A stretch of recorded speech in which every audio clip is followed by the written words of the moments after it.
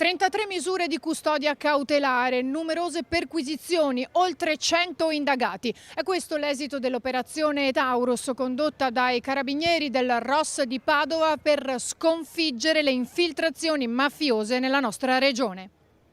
E con il supporto dell'Arma Territoriale in Veneto, Emilia-Romagna, Lombardia e Calabria. Sequestri di beni mobili e immobili per un valore di 3 milioni di euro.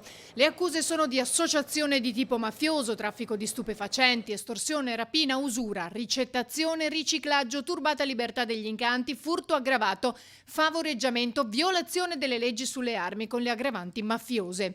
Destinatari sono esponenti delle famiglie calabresi Gerace Albanese, Napoli Versace, stanziate a somma campagna in altri comuni limitrofi del Veronese, ancora una volta territorio protagonista. Questa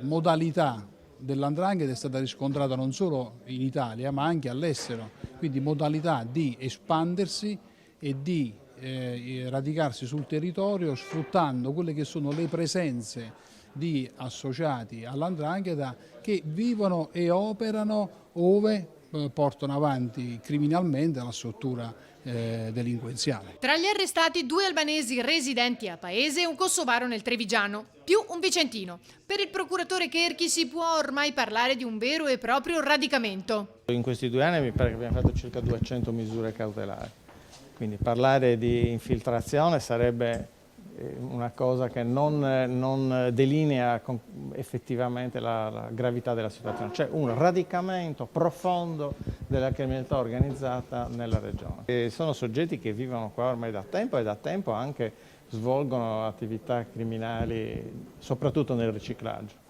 Grande capacità infatti è stata dimostrata proprio nel trasformare denaro illecito in denaro pulito con totale autonomia gestionale, inquinando passo dopo passo l'economia. Le indagini continuano.